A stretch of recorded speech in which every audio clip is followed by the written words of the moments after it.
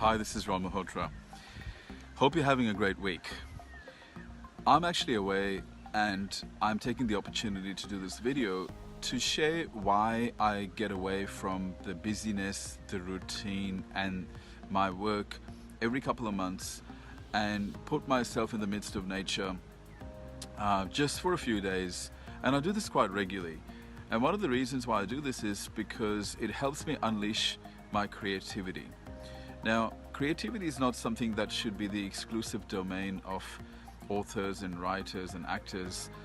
Creativity is a natural superpower that all human beings have. But what happens is, as we grow up, the education system wants us to follow processes and instructions, and all that is fine because there is a need to do that. But in the process, what happens is we become very good at what to think, but we're not very good at how to think. And creativity is something that will help you no matter what industry or profession you're in. So as an architect, as an accountant, as an entrepreneur, as a student, it doesn't really matter what you do. Creativity is always going to help you. It's going to help you create, basically. And without creativity, there is no improvement. Most of the changes that happen in the world, in technology, through inventions, through discoveries, through explorations, through innovations, through disruptions, are a consequence of somebody being quite creative and looking at things the way they are and improving them. But majority of the people just follow the system that has been planned and carved out for them. So there's only a small percentage of people that actually go and create some amazing things, and then the rest of the world simply follows. A fact is that if everyone was creative, we could really progress at a very fast rate. We could wipe out disease, we could wipe out so many human problems like poverty, unemployment, drugs, human trafficking, and all these sorts of problems that still exist, because despite all the improvements in technology that have happened, if you look at the human race, we haven't evolved much. Most of the problems that we used to experience 100 years ago, 500 years ago, 1,000 years ago still exist. So that kind of tells us that humans in general, as smart as we are, we're not really progressing as a race, and we can't assume that we are progressing just because technology is progressing. So creativity is really important. So there's three things that I do to unleash my creativity. There's a number of things that I do, but those three things are probably the most helpful, and I just wanted to share them through this quick video. So the first thing I do is I put myself in the midst of nature. There is something magical about nature.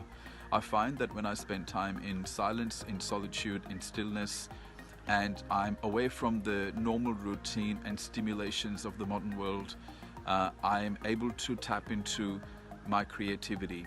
Now, prior to tapping into my creativity, I do set an intention. I'm a goal-oriented person, and so I have very clear intentions about the type of life that I want to live and the kind of difference and impact that I want to make in the world.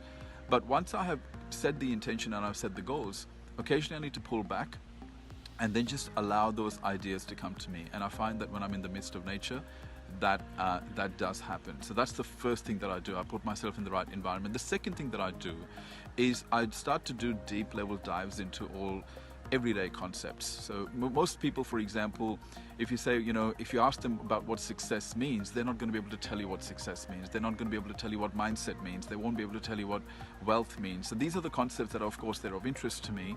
And rather than doing a surface level dive like most people, I like to do a deep level dive because I really like to understand what they are.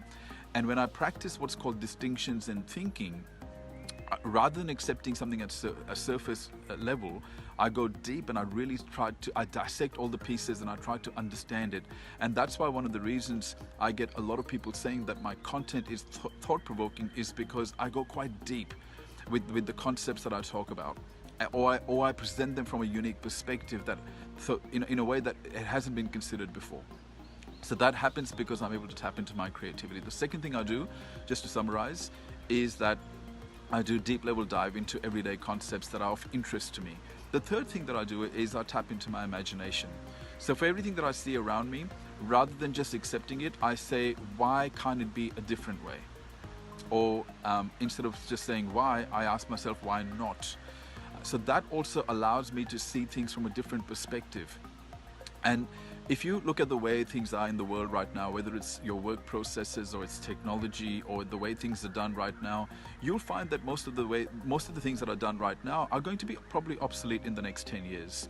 Because if you look at how things used to be done 10, 20, 50 years ago, and you look at how things are done now, of course, everything has changed.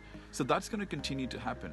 But instead of just being the follower of change, we can be the initiator of change by tapping into our creative faculties. And for that, it's important that we value our creative abilities and we proactively make time to tap into them. So those three things are what I do.